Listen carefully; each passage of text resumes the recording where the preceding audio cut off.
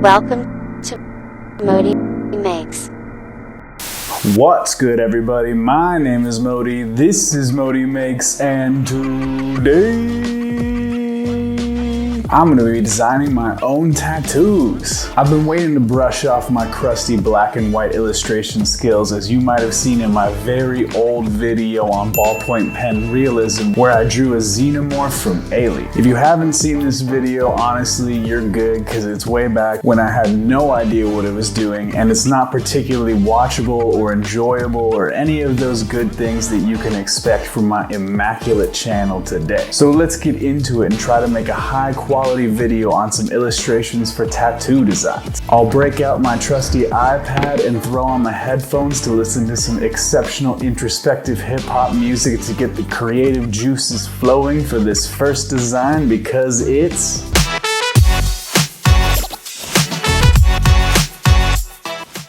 I'll start this off by choosing the right brush for the job, and after going through a few different options, I decided to go with the generic studio brush for cleanliness. Then we'll kick this off by bringing in a photo of Mac Miller's album cover for his first studio album, Blue Slide Park. I'm just going to be honest and upfront here, there's going to be a lot of tracing in this video. I don't usually trace anything for my art, and I often don't even use reference outside of what's in my mind, because I'm all about creating brand new, unique images for my art, because creating something new is the point of creation. However, these are going to be tattoos that will be on my body permanently, so I'm not taking any chances. I have very specific designs in my mind that I've been thinking about for a very long time. So I know exactly what I want them to look like, and I can find assets that have that precise look. Plus, I'll often be referencing existing imagery such as album covers, book covers, and physical locations, and I want them to look exactly as they do in real life, with some stylization by yours truly. On top of that, with tracing, I can make sure all my line work is perfect and precise, and since we're dealing with tattoos here, that is a must for me. And finally, I don't really want to use my own art or my own art style, because I, like most artists, am hypercritical about my work, and I cannot confidently say that I would want my art to be on my body permanently, because I would just constantly look at it and come up with a million different ways that I think I could have made it better, especially as I get better and grow and master my own style. Not to mention that these are tattoos that will be going on my body, and I will not be selling them. So much like a rapper creating a mixtape going over other producers' beats without paying them, I will not be profiting from this imagery whatsoever. So with that explained and out of the way, I just want to say I definitely do not encourage tracing or stealing from other artists' work. These are tattoos of things that are very personally important to me that I want to be represented accurately. Okay, we good? We all understand now?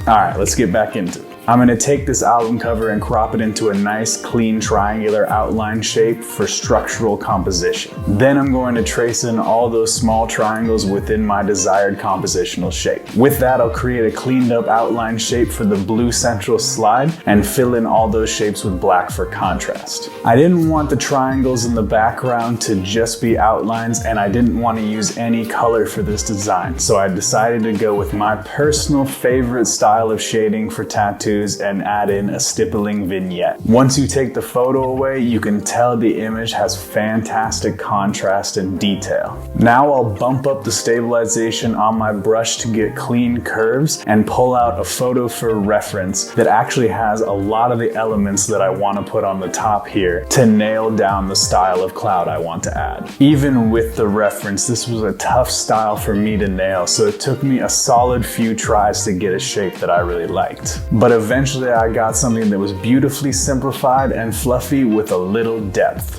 Then I went in to add some detail lines and some stippling shading for harmony, because I'm a simp for it. On the top of the cloud, the slide from below transforms into a ladder as a reference to Mac Miller's song Ladders from his second to last album, Swimming. This ladder then leads up to a shining halo floating above everything. And this is a reference to both the fact that Mac tragically passed away far too young, hence the ladder to heaven motif, and to his final album, Circles, one of the most beautiful albums I have ever heard. From there, I'm going to place the final element of the classic angel wings for those people we love who passed away. So I found these perfect wing assets that are the exact style and shape that I want and traced those in on either side of the ladder, adding my beloved stippling shading to bring everything together into one homogeneous image.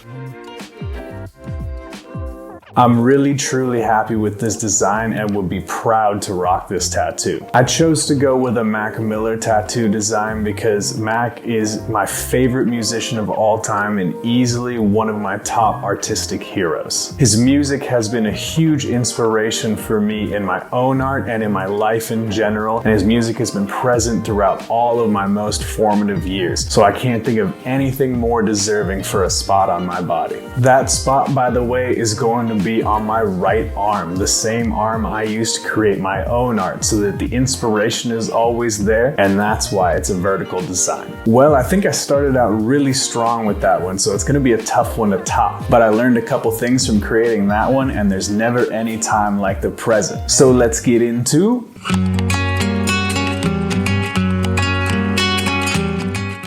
Ferdinand the Bull is a story my mom read to me an innumerable amount of times in my early childhood, and it's a story that has stuck with me throughout my entire life. So for this design, I wanted to have the classic book cover incorporated into my design almost exactly as it appears on the book. So I traced the illustration in. This illustration is beautiful. The image of an absolutely yoked bull delicately smelling the flowers and completely subverting all expectations of what a bull bred for fighting should act like is a very powerful visage. And every aspect is so lovingly crafted and perfectly stylized that I knew I wouldn't be able to capture that same feeling with a redesign. Not to mention that I've seen this illustration for my entire life, and it has been fully bored into my mind as the idea of the gentle giant, with a potency that I couldn't possibly recreate myself.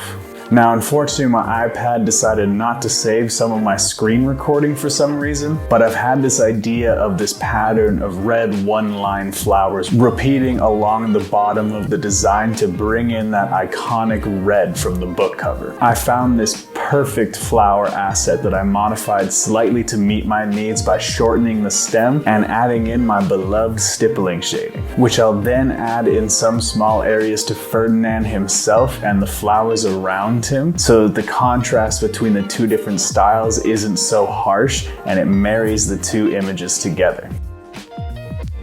This is the exact image I've had in my mind for years now while mentally designing this tattoo, and again, I'd be so proud to rock it. I chose Ferdinand the Bull for this design because he's been such a huge part of my life for its entirety. As I said, my mom would read me this story as a child over and over again because it was my favorite. And as I grew up, I found many parallels of my own life with the story. I've had many experiences in my life where people thought before getting to know me that I was intimidating, which is hilarious to me. I've heard it's because of the way I dress and the way that I choose to speak. I mean, I dress in a lot of streetwear and I use a lot of slang, so I guess I can understand it to an extent. But then after people get to know me well, they find out that I'm really just a laid-back, half a hippie artist who loves flowers, bright colors, and beauty in all its infinite forms. And in that way, I see a lot of myself in my good friend Ferdinand. I can't wait to be sporting my Ferdinand the Bull tattoo right here on my left shoulder on the same side as my heart, because that's where he lives for me, and that's why it's a little bit more horizontally designed. Alright, I guess I didn't have to be too worried about continuing this artistic flow. So let's see if we can keep the energy going here for this last one. So that means it's time for...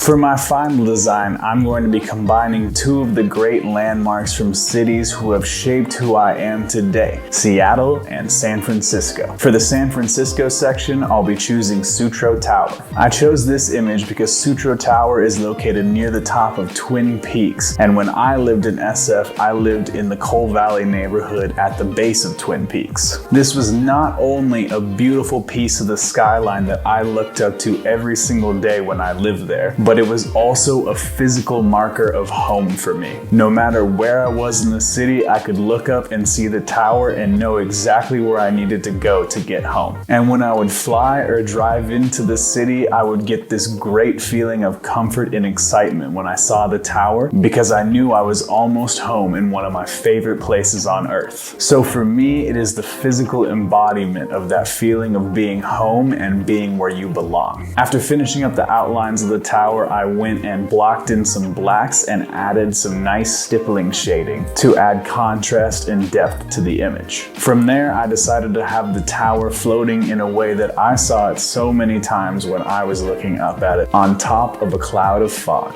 or Carl as the locals refer to it, which I styled much in the same way as the cloud in the Mac Miller tattoo, because I want all of these tattoos to work well stylistically with each other, adding the detail lines for style to taste. Then I wanted to bring in those classic red and white stripes on the tower without utilizing any color, and I decided that these horizontal hash lines were the most aesthetically pleasing way to accomplish that. Now I have to bring that same depth and detail to the cloud fog, so as I'm sure you guessed, I added my fine stippling shading. With the San Francisco section completed, it's time to bring in the Seattle elements. And of course, I had to go with the Space Needle.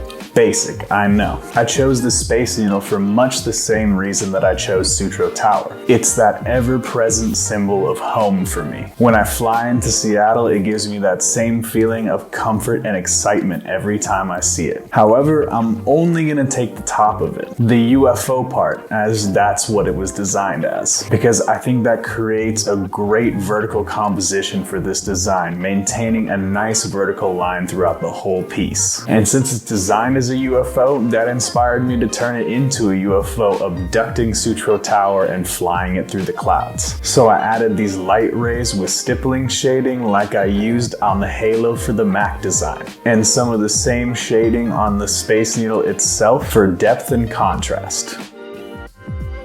Another great vertical design for my left arm, again on the heart side where this imagery lives for me, as it's part of my soul and identity. I think this design is cool, interesting, and keeps that classic tattoo design. It really hits all the marks for me. It's the perfect representation of the places where I had the experiences that made me the person that I am today. And I'm eternally grateful to those settings and the people who inhabited them that gave me the wonderful life I've had to this point. I'm really truly happy and proud with all three of these designs. I think it's really special as an artist to be able to design these for myself without having to use my own imagery or art for the designs, so I don't have to worry about my imposter syndrome. And I think they fully capture the gravity of these different facets of my life and personality that are so precious to me, while also being beautiful and personal. But let me know what you guys think of the pieces down in the comments below, and let me know if you have any questions about this video or any other video I've made. I'll be happy to read through them all and respond to them personally, as I always do. And you know, if you like the video, go ahead and give me a like. That would be fantastic. And if you like me, you like the channel, and you want to help support me, the number one thing that you can do is to subscribe. I really couldn't thank you enough if you did. It means the world to me. And with all that out of the way, and without further ado, I'll catch you guys in the next one.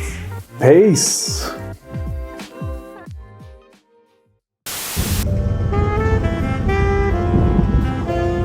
Thanks for watching.